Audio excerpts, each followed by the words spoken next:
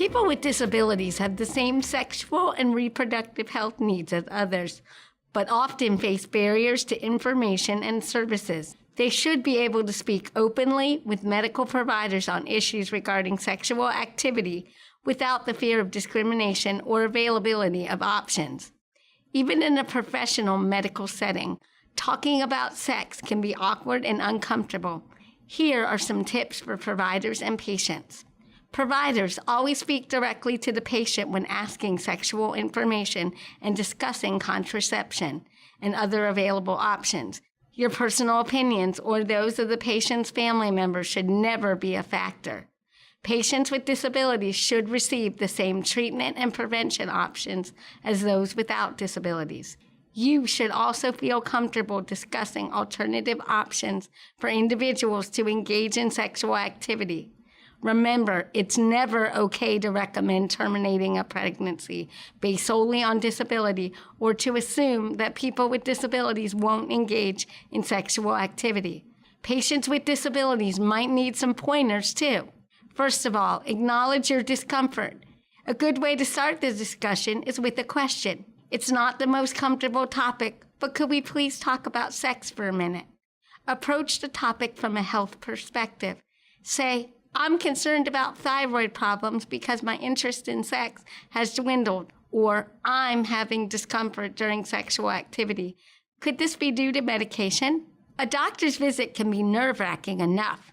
Put your questions in writing so you won't forget what you need to say. Understand your body and your medical needs so you can explain what you're looking for in terms of contraception or specialists dealing with fertility. The bottom line, it's okay to talk about sex. Patients should have the confidence to discuss their needs and wants with medical providers, and providers should encourage patients to speak up when they have questions or need resources. A successful doctor's visit doesn't just happen. It takes some planning in advance. No matter what the situation, here's how to make the most of your next doctor's visit. If you need accommodations during your medical appointments, remember to request those accommodations at the time of scheduling. A few examples of accommodations include an adjustable exam table, a sign language interpreter, or assistance with completing paperwork. During your visit, ask questions regarding any treatments, tests, or medications you don't understand. Write down your own questions beforehand and list the most important ones first to make sure they get asked and answered. Remember, you are the patient.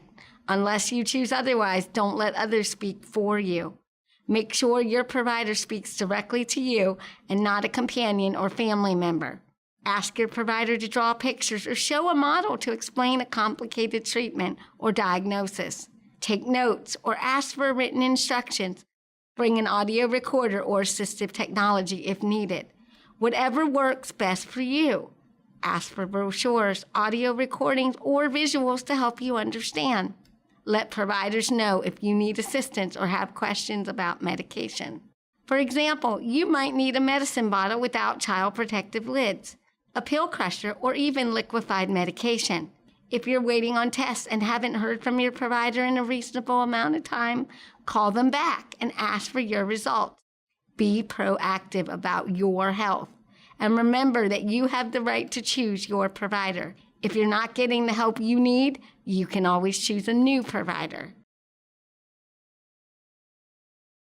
People with disabilities are sexual beings and deserve access to information and resources to make good choices about their sexual and reproductive health. All people have the right to receive the highest standard of sexual and reproductive health care services. Other rights include access to sexuality education, the right to choose their own partner, the right to choose to be sexually active or not, the right to decide whether or not and when to have children, and the right to pursue a safe, satisfying sexual life. When it comes to sexual health and reproduction or any other issue, disability does not affect your right to make decisions or informed choices. Communicate clearly and ask providers for exactly what you need. They'll be glad you did, and so will you.